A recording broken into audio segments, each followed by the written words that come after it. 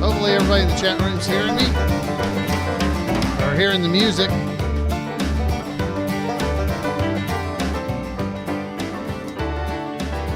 Good to see everybody. There we go. Thank you, boys and the band. We want to thank you for being here. Hello, everybody, and I'm Alan Newsom, your host for Two Chairs No Waiting, and this is our live part of the show. We always kick off and visit with everybody for just a little bit to say hi and just to let you guys get all warmed up and ready to go. Tonight, we're going to have it's basically a Don Knotts show. We're going to be talking about Don Knotts most of the show and a little bit of Ron Howard as well. So I hope you guys are going to enjoy that. We just got back from the Mayberry Meetup 2021, our 9th one. Everything went great on Friday. Great day. Had a lot of fun. Had about 103 people for sure that signed in on our sign-in book, our welcome guest book. That's what it's called. And then we had Saturday. The day was really nice. Everything went great during the day. We started getting together at about 6 o'clock, and the sky opened, and Noah went floating by in the ark. It was, it was very wet. But for those 30 to 40 or so people that stuck around, we had a great time. So thanks for everybody that was able to make it. Hopefully everybody, well, it looks like everybody made it back home okay. I was kind of watching on Facebook as people arrived back to their domiciles and places of business. Mrs. Weaver, what you needing? She's just wandering through. So everybody seemed to make it back okay and everything. So y'all never got the guest book. So see, there's probably more people there than we actually had. What have you got? 76. On Saturday? Came up with that were there at one point. So there was at least 76 folks there at least on Saturday night before the sky opened. Yeah. Mike, Kentucky Mike said he never got to the guest book. Well, I wrote his name down. Oh, Jan wrote your name down to make sure that she knew you were there. Yeah. So yeah. Oh, she wrote down a bunch of names. We got lots of names in here. Yeah. That's good. So yeah, we had about 76 that night and about 103, I think is what Jan had told me for Friday night. No, actually, I think it's 97. That's a that's a different number. Well, I must have counted wrong. It may have been Anyway, there's a number. There's a number of people. Anyway, we had 100 and so people that showed up over the weekend, so it was a lot of fun. We would have had a lot more on Saturday, but it rained. That made a lot of people that did come. They didn't even get out of their car because they told me. So they drove through and went back home and stuff like that. So Mike said thanks for signing his name in. So we tried to take account. It's not important really how many came. Everybody that did come had a great time, I think, and enjoyed themselves. They seemed to. Of course, it's disappointing that it rains. You know, that kind of messes up everything. Steve had a lot of stuff planned there to kind of raffle off, and we had door prizes from Dewey Lamb, all kinds of stuff that just didn't make it. So, thank you to whoever paid for our room. Oh yeah, somebody paid for our room, and I want to thank them for that. I don't know who exactly it was. We told the boys to thank them, but in case Yeah, we told the Motor Inn folks to tell them thank you, but that was very kind of whoever it was that did that. Thank you very much. That's very kind of you guys. Thanks for doing that. Hopefully nobody got stuck with that bill and then we didn't have the raffle that was going to actually pay for it. If they did, please contact us and we'll take care of that. I don't want anybody getting stuck with a bill like that. So let's see. So Donna Faye was there. Yep. I don't know if you got to sign the book or not. Jan says she got you. She's yelling from the other room. So, let's see what else is going on. So we're not going to really talk about that tonight. I may bring that up next week and go through it some. I've got to start making plans. I'm going to be gone a lot in September, especially on Mondays. So we're going to have to probably do some pre-recorded episodes or something as we go into September. So kind of keep that in mind. Because we've got several weeks there that I may be out of touch or just barely have time to do a podcast. So we're just going to have to see what we can do there. Let's see who all's in the chat room tonight. We got 31 folks. We're down a little bit. It must be raining. Must be raining where everybody is. Oh, dadgummit. For some reason, if I open the chat room I got two monitors, and if I open it on one monitor, the list of who's here goes off the edge of the screen way over there somewhere by the fireplace. Let's see. I see Richard. Lydia is in here. Emmett Clark. Leonard Blush and Miss Ellie, they're here. Chris, that's Gome. It's Therapeutic. Kentucky Mike, Joanne, Susan, Nipper of the Bud, Carolina Cody, Indiana Steve, Miss Mayberry, Sarah Blaine, Goober Fife, Donna Faye, Henry Bennett, JPJ, Don Good, Rascal T. Bass, Roger, OK Tim, Memphis Mike, Carp Gigger, Matt Copeland, Clanton, Don Good's in here again. Let's see, Rascal J. So there's Rascal J and Rascal T. Bass. I wonder if that's the same person. And Miss Peter. Sorry, Peter. Peter, Miss Ellie's boy, is also here with us. So, hey, it's good to have everybody here. I wish you could have all been with us, and a lot of you were at the Mayberry meetup. So we had a great time and enjoyed visiting with one another. Mr. McBeevy's in here. Oh, he popped in after I had already pulled up the list, I guess. So anyway, we had a good time. Tonight, we're going to be talking about Ron Howard and Don Knotts. So Randy Turner is on vacation, so he was unable to do a report. So what we're going to hear tonight is going to be a rerun from 2017 for this week in Mayberry history. So we're going to be hearing that. All right. So I think we may start the show off with that, do a little bit of trivia, and then we'll do my other portion. Just it kind of all ties together. All right, guys, if everybody's ready, let me check my music. I hadn't checked it tonight. It sounds like it's playing. I want to thank everybody that's over on Facebook or over on YouTube as well. I can't really read the chat rooms on Facebook and YouTube because I can't monitor them all. And it just makes it extremely hard for me. So you guys, let's see. I need to check something yeah, there it is. So you guys that are over there, thanks for being here. I do try to go back and read your comments and stuff after the show is over, but I can't do it during the show. It's just too hard. I can't even read this chat room that you're seeing. If you'd like to be a part of this one, you can head over to live.twocairsnowaiting.com and you can join into the chat room you're seeing right here on that side, my right. So hopefully you guys can all join in and get to visit with one another. I think that's one of the most fun parts of this whole experience.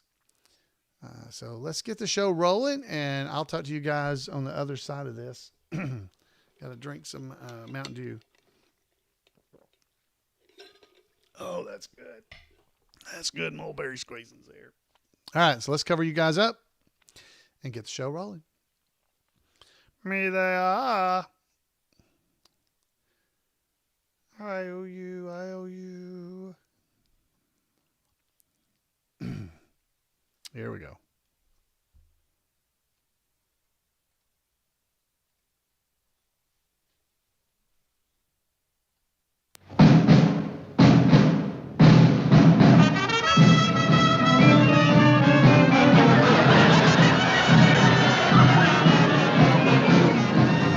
Two Chairs No Waiting, episode number 642, Ron and Don. Two Chairs No Waiting is brought to you each week by the folks at weaversdepartmentstore.com.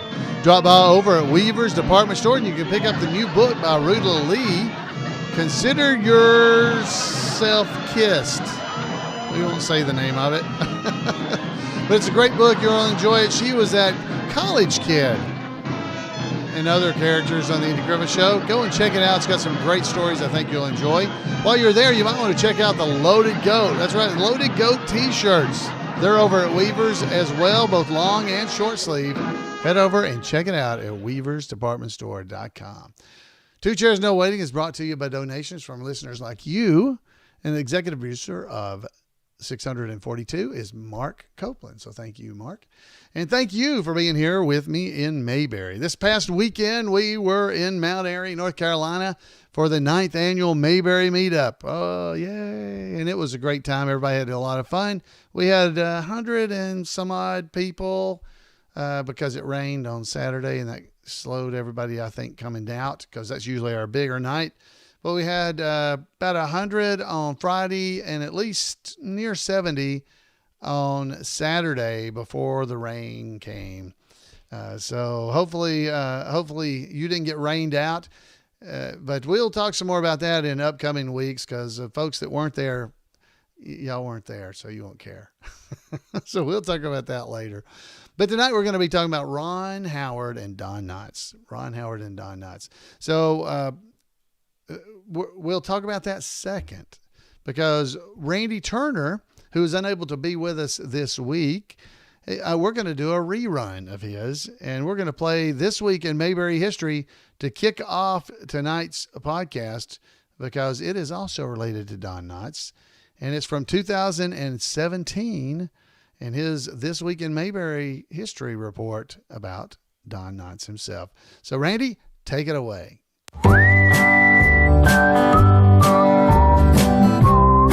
Welcome to This Week in Mayberry History, a report by special correspondent Randy Turner of the Gomer and Cooper Pyle Comic Book Literary Guild of the Mayberry Historical Society.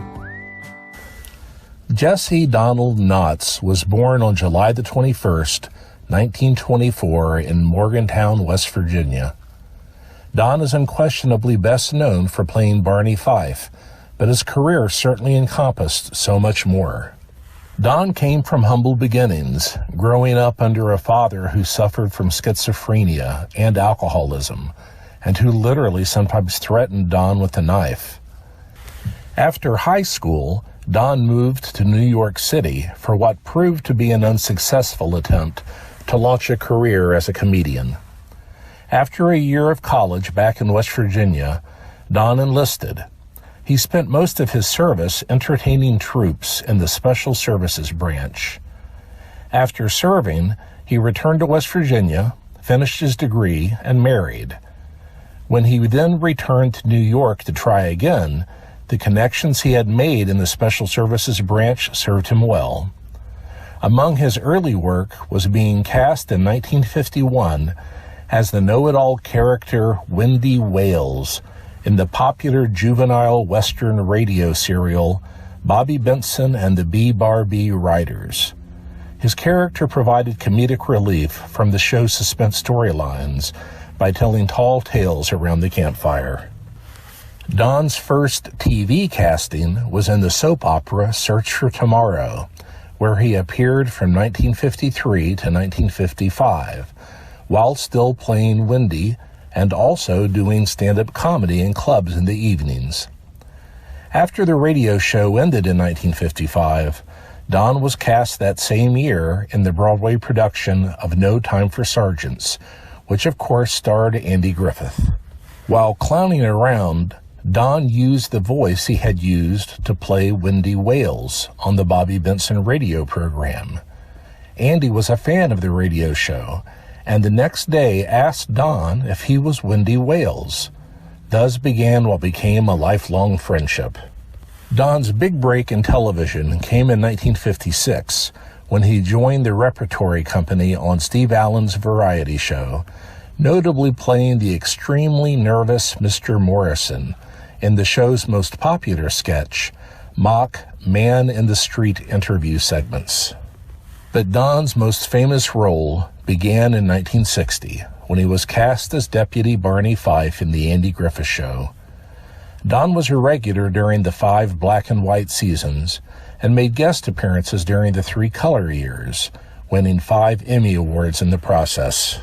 Having made the 1964 film The Incredible Mr. Limpet while on hiatus from The Andy Griffith Show, Don signed a deal with Universal and made a number of pictures for them, beginning with the 1966 film The Ghost and Mr. Chicken, based on an expansion of a premise first seen while Don was still in Mayberry in the episode The Haunted House. Andy Griffith even helped punch up the script as an uncredited favor to his friend. After his Universal contract was up, Don later made a series of successful family films for Disney, beginning with 1975's The Apple Dumpling Gang, co-starring Tim Conway.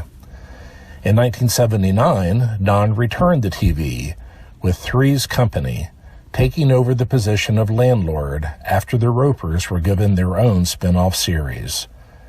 And in later years, he also was a frequent guest on his old friend's show, Matlock, and he of course reprised his role as Barney in the TV reunion movie Return to Mayberry. This is the scantest overview of his long career, but his most famous role is the one for which he is also the most beloved. The fumbling, self-important, but true friend, Barney Fife. Don passed away in 2006, but the joy he brought his many fans will never end. That's it for this week. As always, thanks for listening, and remember to take Andy's advice and go out there and act like somebody. Wow, thank you, Randy. If you want to make sure you don't miss out on any of the fun that Randy finds for us out on the internet, send him an email at turnersgrade@gmail.com, turnersgrade@gmail.com, and he'll make sure you don't miss out on anything. So thanks again, Randy. Folks, that was a report from Randy from back in 2017. He's been doing this quite a while, hasn't he? And it is so fitting because his birthday, Don Knotts' birthday, is the 21st of July, and that's coming up as we record this episode. So hopefully you'll just remember Don a little bit. We're going to go ahead. Normally I do trivia, or here lately I have been, but we're going to go ahead and go on into the other story that I had for you. And this is a kind of a compilation of some stories that I'd found out on the internet about Ron Howard and Don Knotts. And I thought you might enjoy hearing some of these stories. So I got some background music for us from the VW Boys, thanks to Tim White. And so that helps cover up some of my ums and ahs and what ifs and who knows. Back on October the 3rd, 1960, the Andy Griffith Show premiered on CBS. Starred, of course, Andy Griffith as Andy Taylor, the widowed sheriff of Mayberry, North Carolina. Alongside him was his deputy, Don Knotts, played the character of Barney Fife and provided the comic relief for the show, at least a lot of it. And 6-year-old Ron Howard, who played Andy's son, Opie. During one of the first times that Ron Howard met Don Knotts, he made quite an impression upon the young actor. This is a quote from Ron. All of a sudden, this very quiet man, Don Knotts, he became a complete bundle of nerves. Cameras were rolling. I think he was tapping his pocket and saluting and knocking his hat off. I remember turning to my dad and saying something like, "Is that man crazy?" My dad, Rance, said, No. He's a very funny actor. Well, Ron Howard soon learned just how funny. Growing up on the Andy Griffith Show set, the young boy never saw anyone make the show's star, Andy Griffith, laugh as hard as Don Knotts did.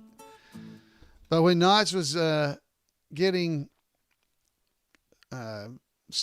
started as an actor, who was surely one of the most finest physical comedians ever to perform on television, Don wasn't brimming with confidence. Instead, he felt pessimistic. He didn't have a lot of confidence in himself. Well, as you might expect, the actor who became famous for playing the twitchy character had a lot of uncertainty about his abilities to make it in Hollywood. So way before Andy and Don got together for this amazing sitcom, The Andy Griffith Show, Andy remembered Don coming to see him in his dressing room back on Broadway when they were in No Time for Sergeants. And Don wanted to perform a skit. Don wasn't sure if anybody else would really like it. It was a sketch Don had written earlier for an audition, but he got shot down for the role following the performance of it. Still, he cautiously decided to revive this little comedy bit that he had written. The skit was, fittingly, about this nervous man who had never given a speech before. He steps up to the podium for the first time, and in his book about the actors and their friendship, Andy remembers Don demonstrating the skit. It was in the book that was about it. The piece ended, and Don was one uneasy question to put to his honest friend. He had that one question: was it funny? We imagine Don Knotts' eyes bugging out just a little bit when he asked it, don't you? Was it funny? Lord, Don, said Andy. That's brilliant. To prove it, Andy then broke into a fit of laughter that lasted a long time and stretched pretty much through the duo's lifelong friendship. I've seen that skit. It was amazing. That's great if you haven't ever seen it. It's probably on YouTube. After Don Knotts had performed this skit for Andy, Andy encouraged his friend to use it to try out for No Time for Sergeants. And this time the skit was a hit. So, of course, Knotts got cast, and from that point on, he trusted that Andy understood not just his sense of humor, but his value as a performer. For many classic TV fans, the pair's comedic chemistry remains unrivaled. Now, that story that I'm reading from, or I'm telling you about, says that he performed the skit and then got the No Time for Sergeants. I'm not sure of the timing. It doesn't really matter. What we got to remember is that Andy was sitting around with Don Knotts, and Don was trying out these skits on Andy and making Andy laugh. Wouldn't you have loved to have been in that room? Can you imagine sitting around here? Hey, can I try out something on you? What an experience that must have been. Well, Ron Howard got one of the earliest glimpses of Don Knotts' genius. But like anyone taking in a strange sight for the first time, he was a little bit baffled by Don Knotts. At just 5 years old, he's only 5. You know, that's when he saw this. He had to adjust to the chaotic energy that Don Knotts brought to the set, both on stage and off. Behind the scenes, Ron says that Don didn't tone anything down. He remembers Andy and Don singing country tunes that Don was always cranked up just a notch. He saw just a little bit more. Here's a quote. He says, he'd get Andy singing and do these kooky harmonies. That's what Ron Howard said. For Don Knotts, the impression he got of this young co-star couldn't have been further away from the way he felt about his own acting. Don said this about Ron. He said, to be as good as he was at the age of 5 was incredible. I couldn't believe it. He talked about that on EmmyTVLegends.org. EmmyTVLegends.org. So you go watch his interview. It was young Ronnie's range that struck Don Knotts as inspiring. Don said, he could do a tearful scene or a funny scene, whatever you gave him.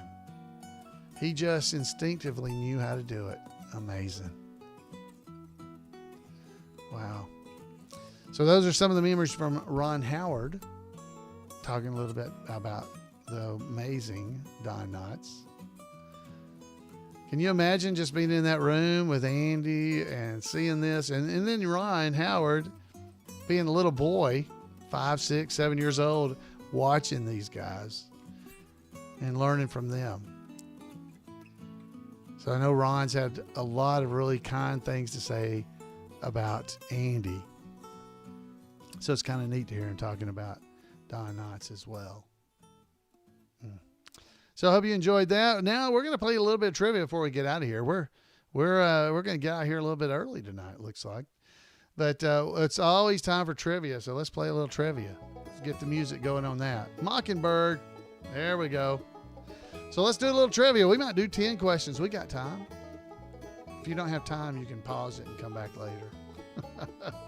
All right, guys, pull out your pens and paper and let's get started. This is an easy one for a little bit of fun.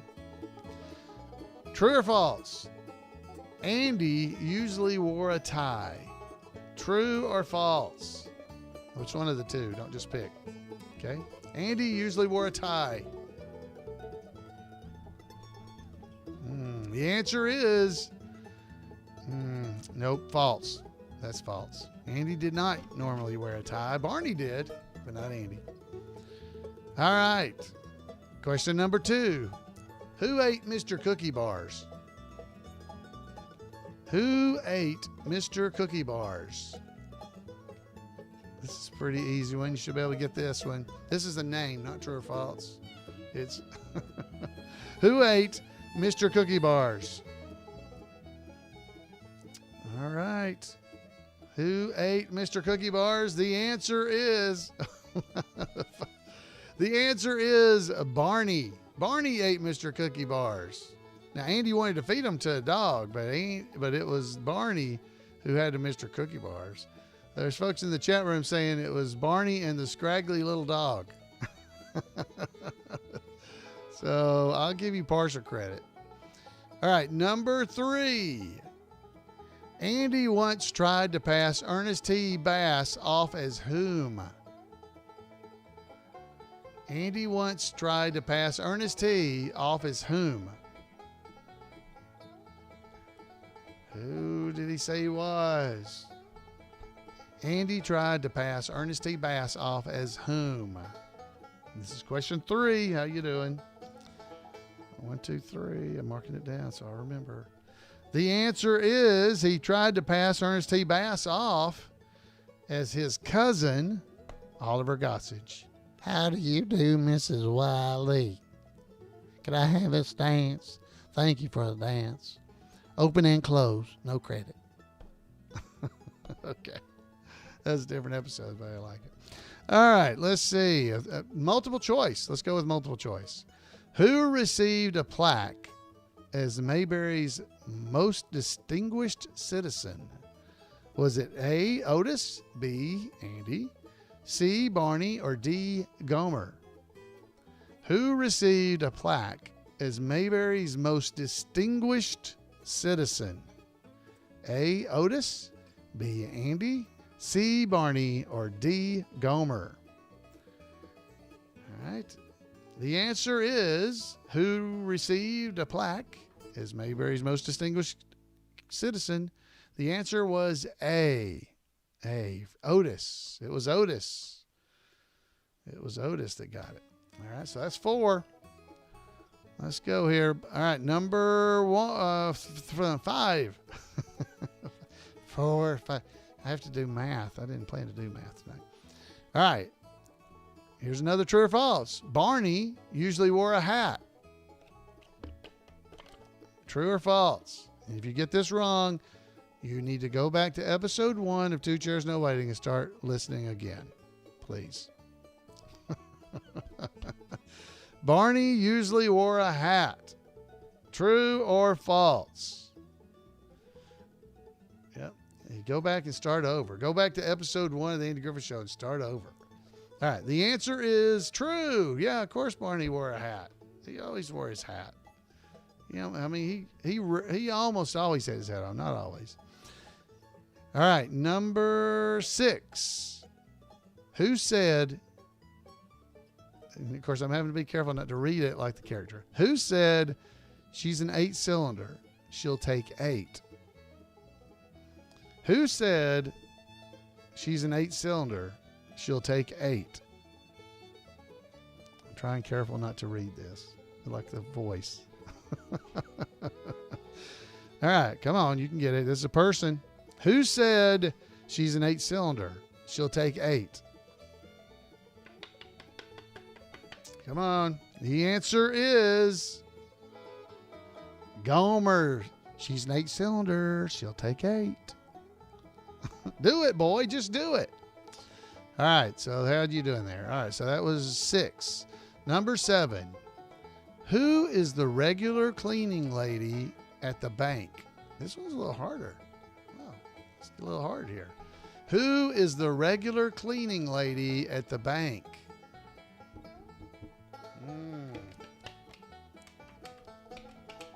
Come on, you can get it. Who's the regular cleaning lady at the bank? Now, I'm fixing to give you the answer. So, you, as always, you can pause and come back when you think you got the answer.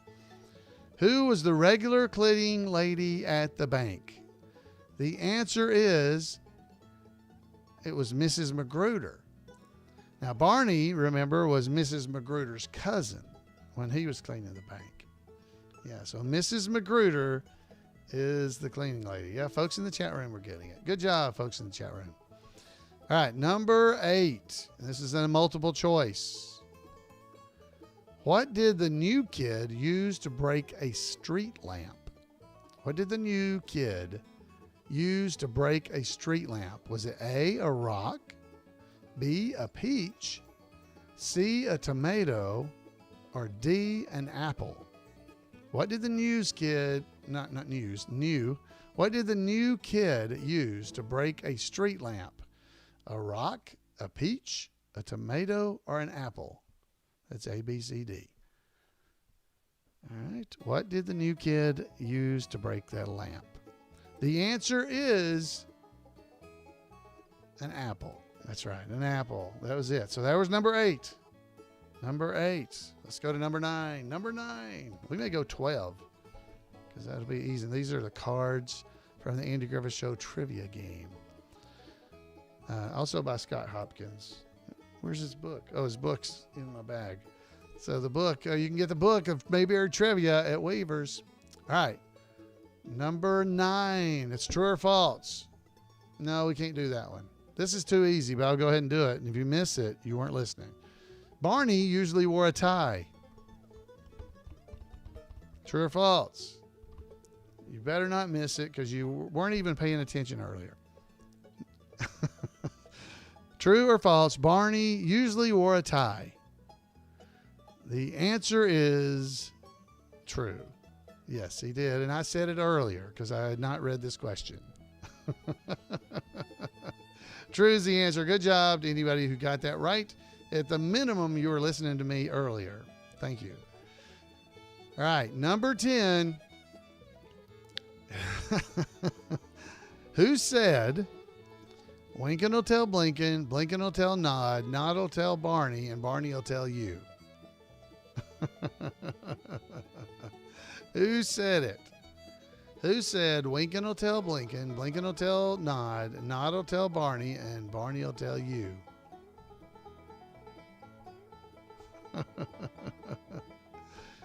Oh, how will I know, Paul?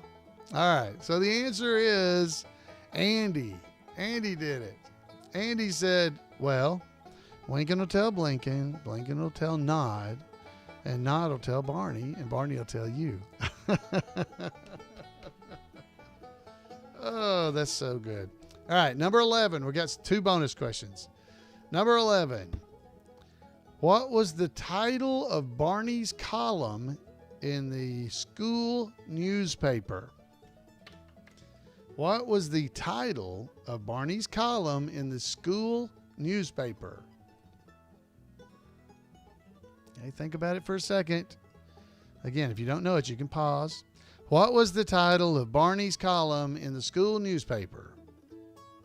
The answer is Pickups and Splashes from Floor and Pool. From Floor and Pool. Oh, yeah, folks in the chat room, they're getting pieces of it. Pickup and Splashes from Floor and Pool. That is the entitled name. So there you go. All right, final question here. Who was Daphne's boyfriend? What was his name? Was it A, Al, B, Bill, C, Carl, or D, Dave? Okay. Who was Daphne's boyfriend? Was it Al, Bill, Carl, or Dave? A, B, C, or D? All right. Chat room is popping in with that one. All right. Here comes the answer. Who was Daphne's boyfriend? Hello, doll. Who was her boyfriend? It was A, Al. Al, that's who it was. All right. Al was her name. The chat room lit up with the answers for that one. Good job, chat room. All right. So I hope you guys enjoyed that. I hope you had some fun with the trivia. I hope you enjoyed just thinking back about Don Knotts and hear a little bit of the memories of Ron Howard and Don Knotts. So that's why I called it Ron and Don. You get it? That's the name of the podcast tonight. Ron and Don. I love it. Folks, I want to thank you for being here. It's always so much fun to spend time with you here in Mayberry. I hope you had a good time. Hope you had some fun with the trivia and hearing from Randy and just hearing from Ron about Don as well. So, folks, I'd love to hear from you. You can give me a call at 888-684-8415. I'd love to hear from you. If you were at the Mayberry meetup this past weekend, give me a call at 888-684-8415. Tell us about your experiences. How did it go? Did you enjoy it? And send me pictures. I can show pictures during the podcast, during the video version, and I'll post them on our Facebook page in the album. Folks, thanks for being here, and we'll see you next time right here on Two Chairs.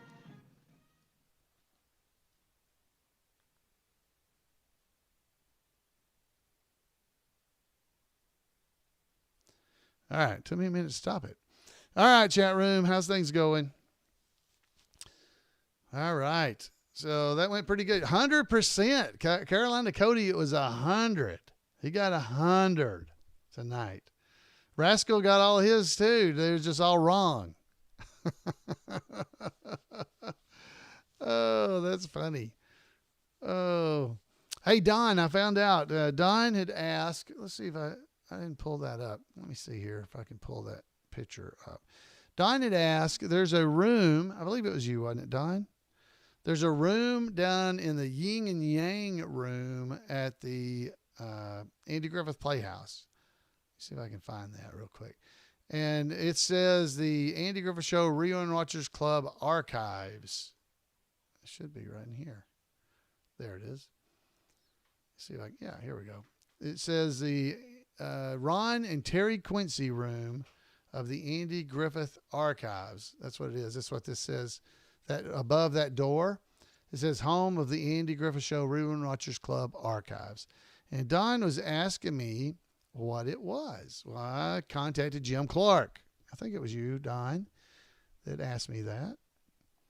And Jim Clark said, well, right now it's not much, but it will eventually have materials and things that are not necessarily fit for display at a museum, but it will be articles and folders and things like that.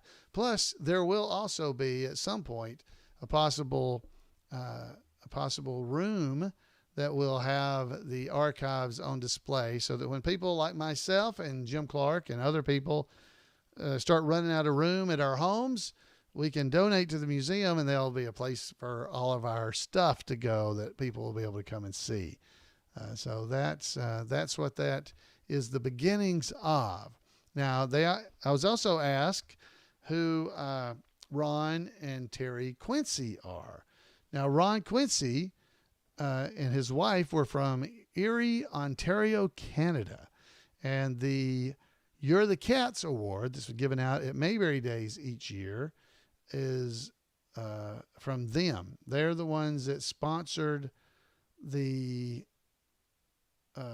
sponsored that. So they sponsor it. And I'm trying to look, Ron also sings. I'm not sure. Oh, I've got it. He sang a song at Mayberry Days. He sang more than one, but during Mayberry Days, during Colonel Tim's, Ron was a good singer. He sang well.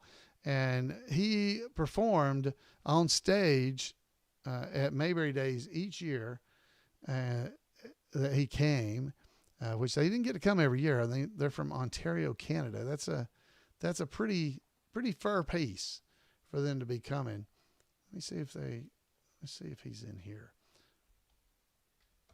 Because I don't have a clip of him, at least not handy. But he and his wife would come to Mayberry Days, and he was a huge Mayberry fan. And they, as they got older, were unable to travel all the way down to Mayberry Days. And I do have a clip of him singing this. That's where the music I'm going to play for you came from. But he sang this. It's my home, my kind of town, Mount Airy is. This is Ron Quincy. And he sang this during Colonel Tim's while Barney and Ernest T. and Floyd were dancing around behind him. My kind of town, Mayberry is. My kind of town, Mayberry is. My kind of people too. People who smile at you, and each time I roam, Mayberry is. So that is Ron Quincy. There he is. And he and his wife have donated money to the Surrey Arts Council, and I'm pretty sure Ron has passed away, and I cannot remember. I don't remember about Terry. Can't remember at this point. I hope not. But they were great Mayberry fans and came and participated. And once they were unable to come, they started donating and to try to keep the spirit of Mayberry alive there in Mount Airy, and all the way from Ontario, Canada. So that is who they are. And that's what's going to be behind that room, and that's who's sponsoring the room, by the way. And I'm sure I do have that video. I found my videos from 1994. If I could find it, it would be absolutely amazing, but I'm unlikely to find it while we're here live. I should have looked that up before I got on here. But I have a video from Mayberry Days 1994 that I'm looking through. I'm scrubbing through it right now to try to see if I can find them. But what a great time we all had. That was the very first year I ever did Floyd. I don't know if I can even show this video. But that was the first year I did Floyd at all as Mayberry Days. That's why I'm just looking at the videos here. It was terrible. I'm actually not looking at the video. I'm seeing clips here. And I'm trying to see if I can find Ron Quincy so I could show you. Oh, wow. Are you not going to believe this? I think I found him. I sure did. So this is Ron Quincy. Let me let David Browning take this away, and I'll try to grab it for you. Says she's a big bundle of talent. He's a big bundle of talent. And she said that about me one time, too. Says he's hoping to sing. Go right ahead, buddy. We'll be right with you in a minute.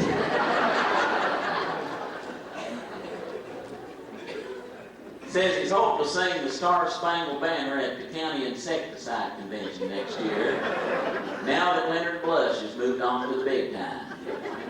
Lives in Fort Erie, Ontario, Canada, just across the Peace Bridge from Buffalo, New York, home of the perennial Super Bowl losers. That'd be the Buffalo Bills.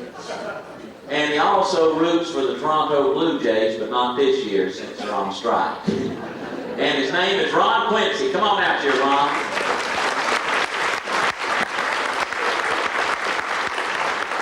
I'll tell you, you're just everywhere, aren't you? Don't he look nice? He looks like he just stepped out of Vague. Thank you. It's really great to be back here again this year with all of you. It's good to see you all again. Really enjoyed my wife and I enjoy the southern hospitality down here. Let's start off with an old Al Jolson song. He kind of gave me the inspiration. A little louder there, a little louder there. Oh, that's good, that's good. What care I who makes the laws of a nation? Let those who will take care of its rights and wrongs. What care I who cares for the world's affairs? As long as I can sing its popular song.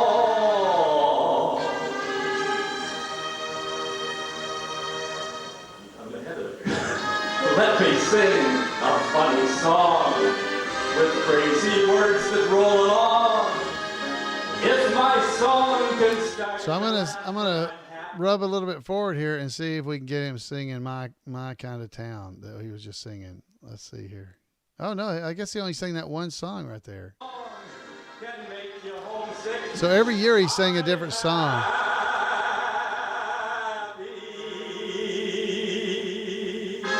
Anyway, he was a great man, really super nice guy. He and his wife both, and that is Ron Quincy from Fort Erie, Ontario. So yeah, this must have been before then. He wasn't doing the. He wasn't doing that yet. He didn't sing My Hometown. He didn't sing the same thing every year. Oh, and here's that bird. You remember the bird that was on America's Funniest Home Videos? Chipper is his name. He was actually here. He was at Mayberry Days.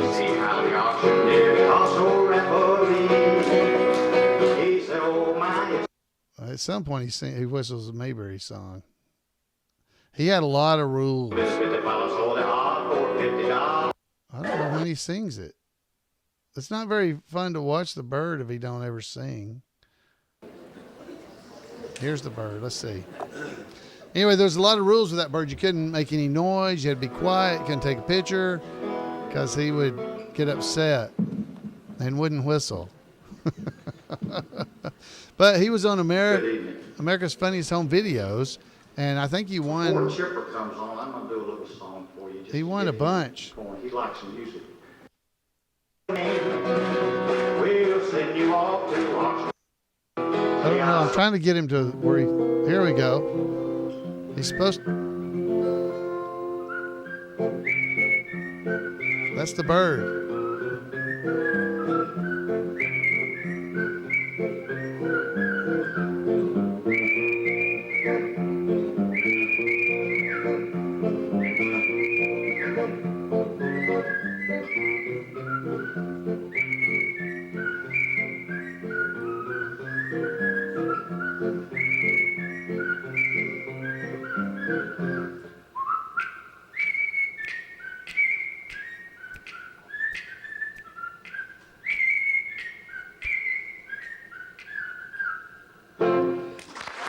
See, boy, you guys that didn't make it to Mayberry Days back in the early days, you missed out on all this talent. Isn't that kind of cool? And he could whistle all kinds of different, he whistled the Mayberry theme. And he was there several years. I can't even remember how many years he was there, but we had a lot of fun. Those are some of the videos I've been capturing, and hopefully we'll be able to, it's for the birds. Oh, come on. So we had a lot of fun back then, and Colonel Tim's has always been something you never knew what was going to happen.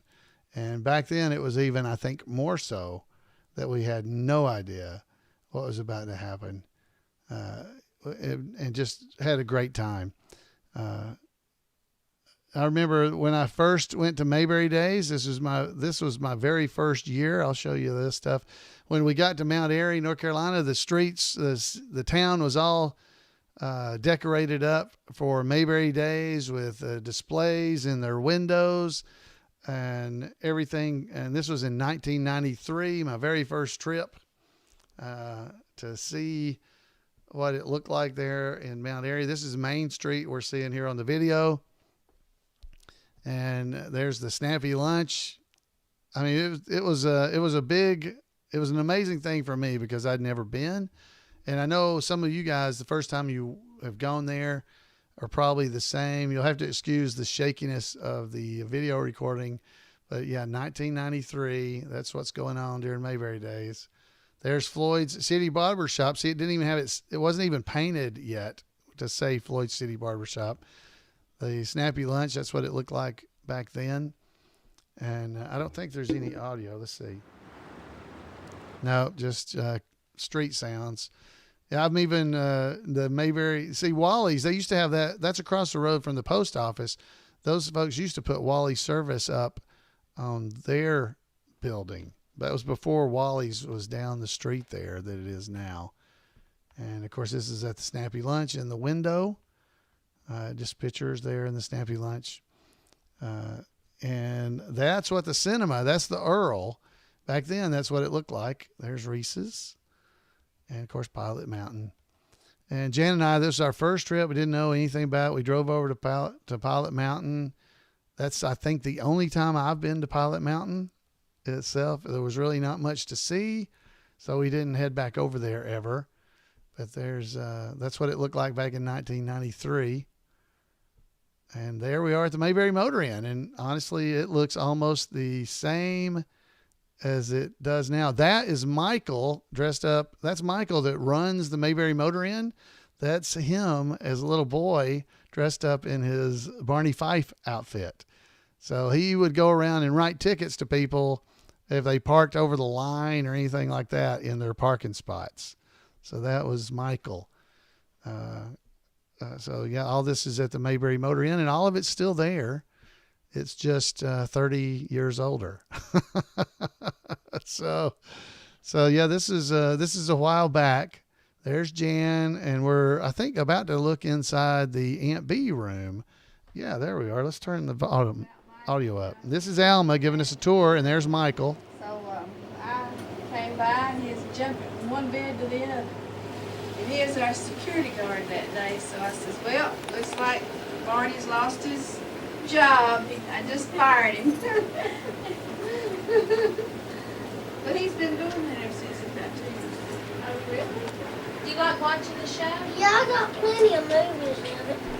Her little case, and that's her shoe shine quick kit. And I've got papers to go with all this stuff. Oh, wow. You know, I've got the certificates of authenticity. Uh-huh. But I thought that I would just, I put them in here for a while, and then I thought, well, I'll just keep this here. Uh-huh. And then she happened to stay here, and she done the story. Wow. How long ago was that? It's been about a year ago. Oh, okay. I wish- My dad's a farmer, so he gets a lot of magazines. I didn't know if I they can't did remember this from, thing. I'm sure fixing do. me a room, and I was, you know, I told my husband, I said, we've got to get something, but we have to make up our mind. If we don't, we'll So all those are Aunt B's real He dresses. said, well, what do you want? So that was basically Alma. Of course, here we are still walking around downtown. And this is what the Mayberry, the Andy Griffith Museum used to look like for anybody that has been there. Yeah, it was just a few years after she had passed away. That's a photo of Andy right there. That's pointing at Andy. And all this stuff. I think that's Mike. Storyline's pretty much running right along. That's Mike Creech talking. I don't know if Mike's in the room, but that's him. In fact, the first episode, there's 3 episodes on this tape. The first episode has. But that's the stuff that was in the Mayberry Museum or the Andy Griffith Museum. That's up in the old Gilmore Smith house. It's a blue house up at the end of the street. That's where you went to look at all of Emmett's collection back then. And this is pretty cool. I hadn't seen this in years, to tell you the truth. Well, since 1994, I suppose. But there's some of the stuff that was in the museum. Hopefully this is interesting to you guys, especially some of you that were just up there this past week, and it's fresh in your mind what the Andy Griffith Museum looks like. This is what it looked like back then. And they had a little room where you could watch a video about stuff. But this is, there's Floyd's Barbershop. There's David Browning over at Snappy Lunch. And he's talking, well, okay, it's already gone, but there's Charles Dowd, the owner of the Snappy Lunch. Some reporters there seeing him. This is old footage. I need to get this out on the net where you guys can all see it. There's David. See, this is the first time I'd ever seen him. I was standing across the road going, look at him. Look at him. He looks just like Barney. Wow, that's amazing. So this is more, I believe, at the Andy Griffith Museum. And that, here we are at the Proclamation. So the Proclamation used to be at the old city jail in the back there. And that was Jimmy the Goat was there. This was set up in the, I don't know where that was. I guess that's in the old city jail. Yeah, because there's Otis's cell in the old city jail. That's what this was. That's what this is. So we're inside the old city jail of Mount Airy, getting ready for the Proclamation. And I'm still just in awe of this guy that I have no idea who he is. There's Kenneth Junkin, by the way. I'd never met him at that point. Jim Clark, looking in the window of the Snappy Lunch.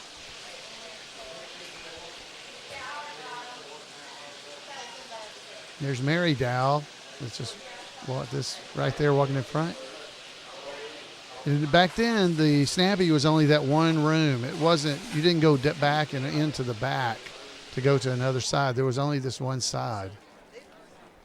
Wow, this is pretty cool. I haven't seen this. That guy's name's Sterling White, and he dressed up like Andy. What? 2009 is when the Andy Griffith Museum opened. Currently, yeah. So that's Mayor Stoner. He was a great guy. He had dressed up like Mayor Stoner every year. Now time for us to start our program. He was the actual mayor of Mount Airy. First thing, we have the Mount Airy High School Small Ensemble, which will entertain us under the direction of Miss Debbie. So yeah, Sterling White, the one that looked like Andy, he had won a look-alike contest for Andy Griffith. Well go to Mayberry Fest, the Fishing Hole, and then sing Happy Birthday to Mayberry. So you may have heard this before because I've played it before. Here we go.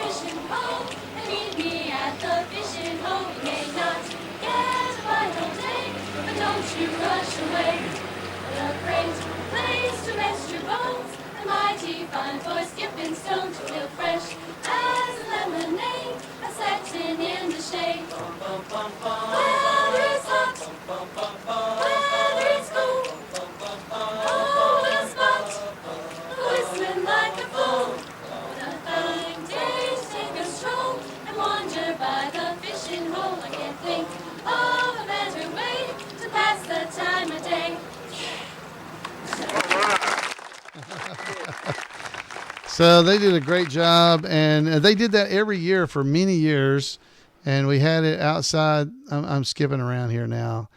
And here's Barney arriving.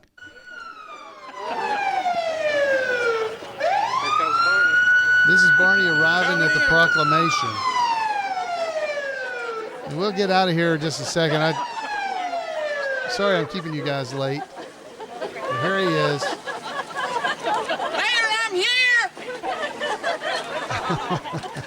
I had never met him. This is so awesome.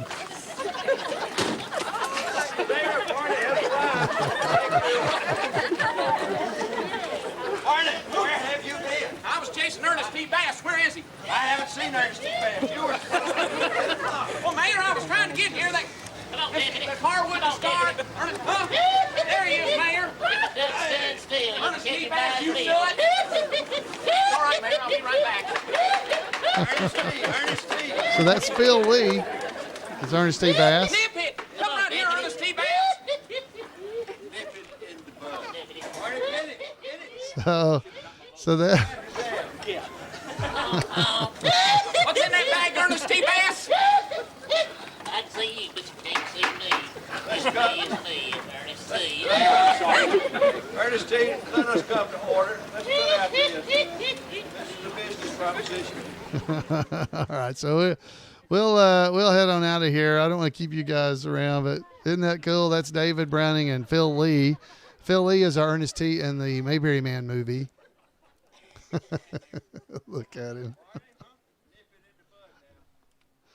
Oh, he was so good. I'd like to read a proclamation for the benefit of those here to get the program of the day started. So this is the proclamation, where the whereas and therefores and all twos and, all that stuff. And the mayor was always so kind. And Jim Clark got the key to the city. And back then, the key to the city was a giant orange key, evidently. Now it's an actual, key size. There it is. The city of Mount Airy, which sometimes I don't know what door that went in. Thank you for coming. Appreciate you. It ain't that cool. So then the rest of this is me and Jan. We kind of drove around, looked around. I'm taking video of signs, which is kind of funny. I've never been to that place again. That was the only time I ever went there. Found this little church. Realized there was a Newsom Street. I think that church was near Newsom Street in Mount Airy, North Carolina. And proceeded to then forget about Newsom Street. Say it's Beasley Street. That's where it was. But I did spot Newsom Street, and I never went back again. And we bought some of these. I got those hanging in maybe not those exact ones, but they're hanging in my living room. And again, this is outside the Andy Griffith Playhouse. Not much different than it is now. Where we had stuff. And there was a stage. That's where the Playhouse is, or where the museum is now. So they're down there dancing kind of in the area where you walk over toward the museum is where that was. So a lot has changed over the years. But man, the fun is still the same. So, yeah, it's a lot different. It's a different, the town's different. Mayberry Days is a lot bigger. There's a lot that goes on. Let me just jump ahead a little bit. That's in the Playhouse, I'm pretty sure. This was up on Blue Ridge Parkway. We went up here. We went to the Trading Post. There it is. And who is it? Leonard Blush. You ought to watch this. I wonder if your aunt's in this picture. I don't think so. This was 94. 93, 93. Did I say 94? 93. So I don't know if we recorded inside the room or not. But that's still the old Mayberry Trading Post. I must not have recorded inside, because that's a long way to walk. If I did that, this is from the Blue Ridge Parkway, so you can kind of see. That's what the Trading Post looks like if you're driving along. There's Mayberry Creek, as well. So I turned off the audio on that. And this is just other things on the Blue Ridge Parkway. There's David and his salt and pepper. Oh my gosh, I was loving this so much.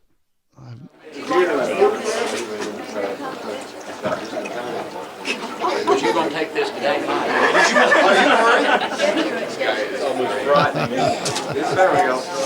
1993. That's a fun, girls. I think this is the Doug Dillard. Yeah, Doug Dillard concert. Ah, boy, I miss Doug. All right, well, we'll stop there, and maybe I'll show you guys some more of this stuff later. But this is all the Doug Dillard concert. I'm jumping, obviously, as you can see. But this may be most of this. And there's the parade. Oh, my gosh, the parade. So you can see there where we are on the street. That's the chamber building with the big clock right there in the middle, as you can see. So we were filming right outside there. And there's the Potato Queen. There's Jim Clark. I just skipped by. And the very first time I ever met Phil Lee is on here. And right there was very first time I ever met Kenneth Junkin as in this parade. I think I've shown y'all this before. That's from Tuscaloosa, Alabama. Hey, Tuscaloosa. Yeah. There it was. That was the first time I ever met them. And then in just a few seconds later, Ernest T came up through here. Oh, by the way, there's Neil Brower. Let me see if I can pause it when it gets to him. Neil Brower, Professor Brower's class, right there he is. That was in 1993. You guys that have met him, that's Neil. And he was in the Barney chapter on the streets. Again, I got to get y'all out of here. It's 10 after, isn't it? So I was just looking to see if I could show you. There's Ernest T. So that's the first time I met him. And my local chapter is Mother Figure. And we had on T-shirts for Mother Figure. Look at that creature. Miss Wiley called me a creature. She will have a tea this afternoon, and I just might show up again. Mother Figure chapter, you can afford to be mighty proud of yourself. I'll say that. Okay. All right, so let's get us out of here. That's good. But that was the first time I ever met him too. So let me let you guys out of here. Thanks for being here. I hope you've enjoyed it. There was a lot of extra tonight, and I kept you late. Sorry about that. Everybody needs to go to bed. So you guys, I'd love to hear from you. If you were at the meetup, I'd love to hear from you. Give me a call at 888-684-8415. I'd love to hear what happened for you while you're there. And we'll see you guys next week right here on Two Chairs. Good night, everybody.